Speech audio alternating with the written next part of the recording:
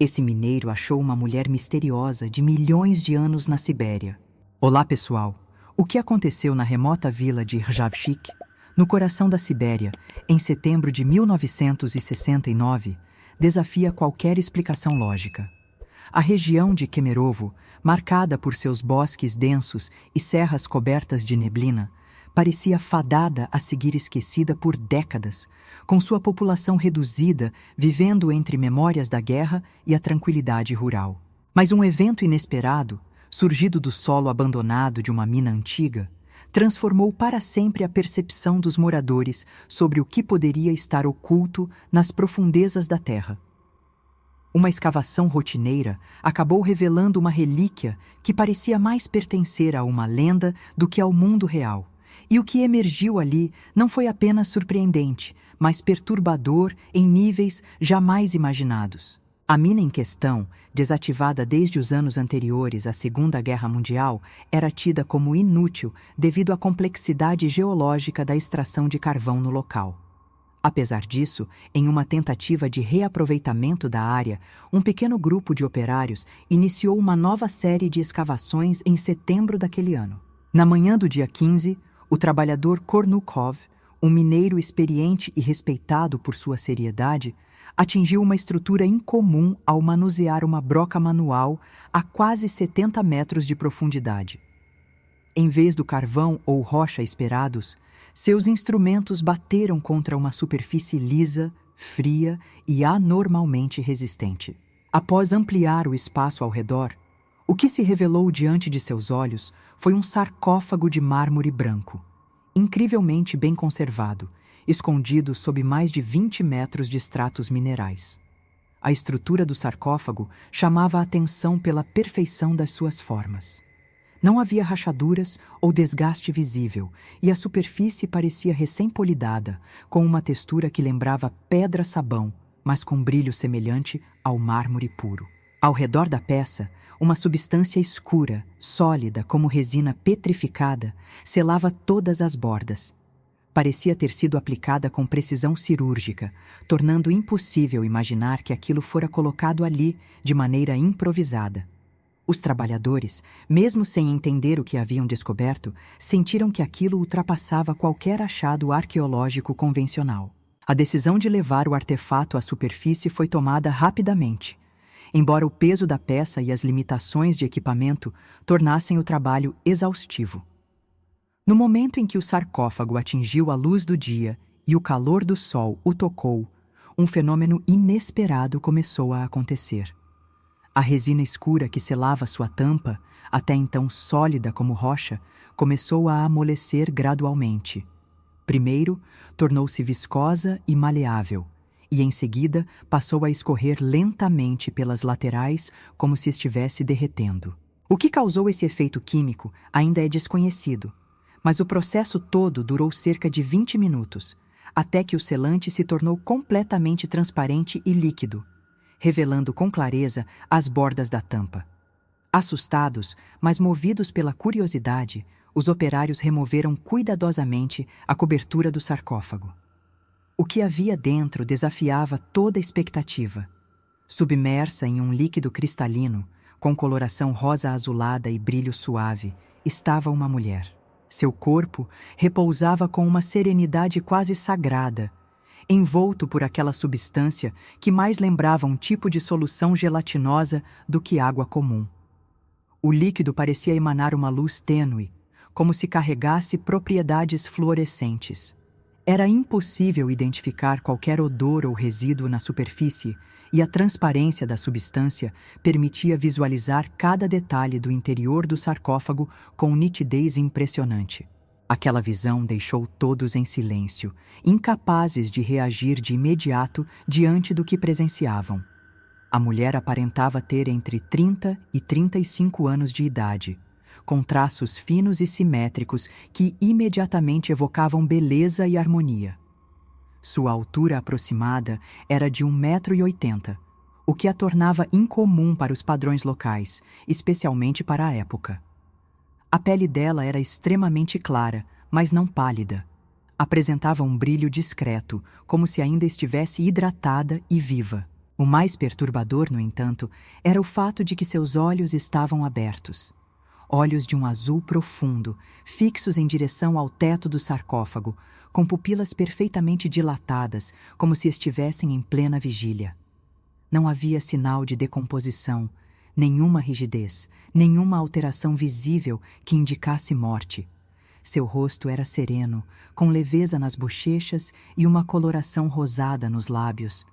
As sobrancelhas bem delineadas e os cílios longos pareciam ter sido cuidadosamente preservados. Havia uma sensação de humanidade tão presente naquele semblante que, por um momento, todos os que observavam acreditaram estar diante de alguém vivo.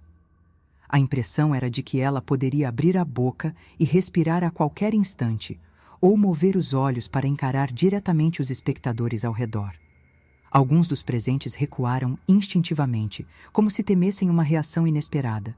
O silêncio permanecia absoluto, interrompido apenas pelo som dos pássaros e o leve sussurrar do vento entre as árvores. O vestido que cobria seu corpo era branco e rendado, feito com um tecido finíssimo e extremamente delicado. Bordados florais em tons pastéis percorriam a extensão do traje, desenhando padrões que lembravam antigas gravuras botânicas.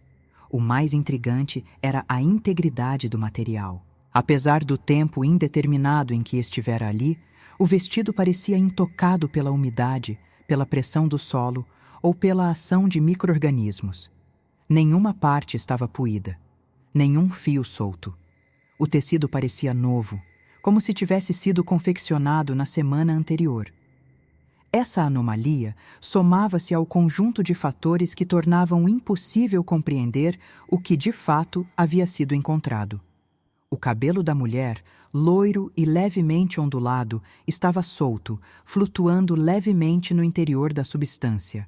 Alguns fios repousavam suavemente sobre os ombros, enquanto outros se espalhavam pela superfície líquida em torno de sua cabeça, formando uma espécie de halo dourado.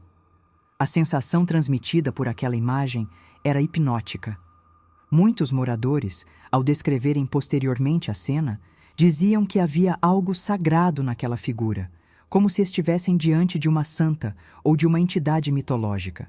Outros, mais supersticiosos, afirmaram ter sentido uma presença inexplicável, algo frio e denso pairando no ar, como se um campo invisível envolvesse o sarcófago. Apesar da perplexidade, ninguém tocou a mulher. Havia um receio coletivo, um medo instintivo de romper aquele equilíbrio. Era como se todos ali soubessem, sem precisar verbalizar, que aquele corpo não pertencia àquele tempo. O próprio Kornukov, ao ser questionado dias depois, disse que sentiu um arrepio subir pela espinha quando encarou de perto o rosto dela. Era como olhar para alguém que está te observando de volta, afirmou ele em voz baixa durante uma entrevista gravada por um colega antes do sumiço das informações. Essa gravação, aliás, é um dos poucos registros que teriam sobrevivido antes da operação de sigilo ser instaurada pelas autoridades. Ao redor do sarcófago, um grupo de curiosos começava a se formar. Os moradores, avisados pela movimentação incomum na mina, desceram até o local e se depararam com a cena. Muitos permaneceram em silêncio, outros murmuravam preces, e havia aqueles que não conseguiam tirar os olhos da mulher. Crianças foram afastadas e os mais velhos se aproximavam com cautela, tentando compreender o que estavam vendo. A notícia se espalhou como fogo em palha seca, e em poucas horas a pequena vila estava em alvoroço, com rumores e interpretações das mais diversas circulando entre vizinhos e familiares. As primeiras teorias começaram a surgir ali mesmo. Alguns diziam tratar-se de uma princesa perdida de um tempo remoto, outros acreditavam estar diante de uma deidade congelada pelas forças da natureza. Havia também quem sugerisse ligação com civilizações desaparecidas, mencionando antigas lendas dos povos nômades siberianos que falavam sobre mulheres celestes caídas do céu e aprisionadas pela terra. Mas, por mais que as hipóteses variassem, o que unia a todos era a certeza de que aquilo não era apenas uma descoberta arqueológica. Era algo além, algo que tocava dimensões mais profundas da existência. O líquido onde ela repousava foi outro foco de especulação. Alguns diziam que era um tipo de elixir da imortalidade. Outros acreditavam tratar-se de um composto alienígena. Mas nenhum dos presentes tinha qualquer instrumento ou conhecimento para avaliar a natureza da substância. Ela permanecia ali, estável, sem borbulhar, sem evaporar, sem mudar de cor ou consistência. Era como se o tempo tivesse sido interrompido no instante em que o sarcófago fora selado. E agora, aberto, um elo com o passado havia sido restaurado de maneira brutal e incompreensível. Diante daquele enigma, o mais sensato a fazer era buscar ajuda. Kornukov enviou um mensageiro até a cidade mais próxima, com o relato do que havia sido encontrado. Enquanto isso, os moradores, sem saber o que esperar, decidiram manter vigília ao redor do sarcófago, protegendo-o da curiosidade excessiva e de possíveis danos. Ninguém se atreveu a interferir. Ninguém tentou tocar a mulher. Era como se todos ali, sem exceção, estivessem sendo observados por algo invisível, mas consciente. E foi assim que terminou aquele dia estranho na vila de Rzhavchik.